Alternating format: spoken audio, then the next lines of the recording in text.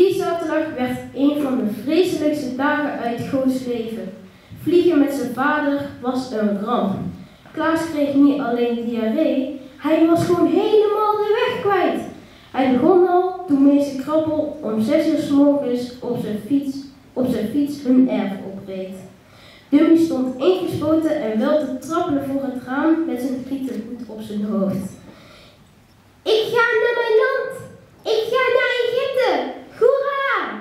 Klaas liep naar de deur, struikelde over een koffer, stortte lang uit in de gang en had een bloedneus. Hoe kun je nou zo'n grote koffer niet zien? Vroeg Goos terwijl hij deze Krabbel binnenliet. Omdat ik de hele nacht niet heb geslapen, klaagde Klaas met een zakdoek tegen zijn neus. Ik ben doodzenuwachtig, ik durf niet meer, ik weet niet eens hoe dat werkt dat vliegen. Meester Krabbel probeerde hem gerust te stellen. Hij legde uit dat ze eerst bij de balie een instapkaart moesten halen, dan moesten ze door de douane en dan een goede vliegtuig zoeken. En dan ga je zitten en de piloot de rest, zegt hij. En als die piloot nog wat ervan krijgt? Vroeg Klaas benauwd. Ja, dan is er nog altijd een andere, zei meester Krabbel. En als die nou ook een achterval krijgt? Ja, dat is toch neer. Meester Krabbel gaf Goos een knipoog. Hou nu maar op, de enige die een hartaanval krijgt, ben jezelf. Gelukkig, zei Klaas. Heel fijn. Pap, hou nu maar op over dat vliegen. Je bent de oudste, dus je moet voor ons zorgen. Ja, dat doe ik toch altijd? Waar is mijn rugtas? Zei Klaas. Op je rug.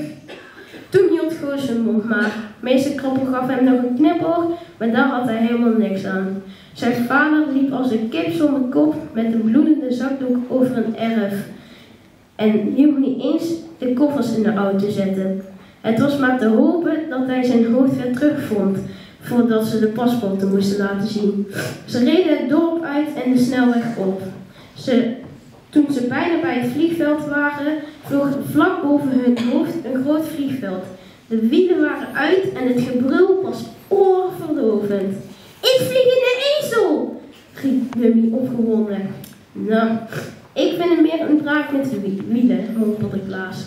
Pap, hou op! Meester Krabbel parkeerde voor de vertrekhal en haalde de koffers uit de kofferbak. Luister goed, jullie moeten een paar keer je paspoort laten zien, zei hij. Eerst bij de balie, dan bij de douane en dan nog een keer als je het vliegtuig instapt. Nou, daar gaan jullie dan. Ja, daar gaan we dan, herhaalde Klaas moedeloos. Goos haalde een bagagekarretje voor de koffers. Ze zwaaiden naar meester Krabbel en liepen de hal in. Klaas zocht op het televisieschermpje naar de goede balie en even later stond ze in de lange rij. Sommige mensen keken nieuwsgierig naar Dummy en wezen naar hem. Maar daar maakte Goos zich geen zorgen over. Daar waren ze inmiddels wel gewend. Meestal fluisterden ze dan iets van brandwonden of zo en vond iedereen Dummy ineens zielig. Maar eigenlijk werkte het nog het beste als je helemaal niet reageerde. Nee, hij was veel bezorgder over zijn vader. 3 keer je paspoort laten zien, dan moest 3 keer Klaas zijn verstand erbij houden. Als Goos naar zijn rode hoofd keek, leek hem dat onmogelijk. Gaat het, pap? Nee, zei Klaas. Ik ben bang dat ik iets verkeerd zeg. Goos, je moet me helpen. Hoe dan? Ik kan niet zo goed liegen, zei Goos. Jij wel? Weet je nog hoe je op school vertelde dat Dummy een Egyptisch neefje was dat bij ons kwam logeren? Je zei gewoon alsof je een broodje worst bestelde. Jij hebt echt heel veel meer fantasie. Oh ja? Ja. Zullen we afspreken? Dummy, jij zegt alleen maar dat je Appie heet en pap, ik hou alles in de gaten.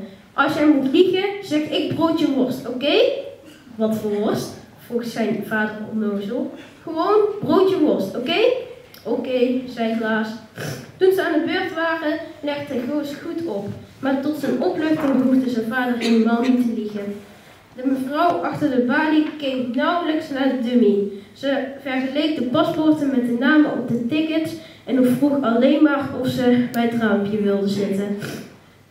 Toen moesten de koffers op een lopende band en dat was dat. De mevrouw keek alleen beter toen Dummy ook op de lopende band klom. Hé, wat ga jij doen? Vroeg ze verbaasd.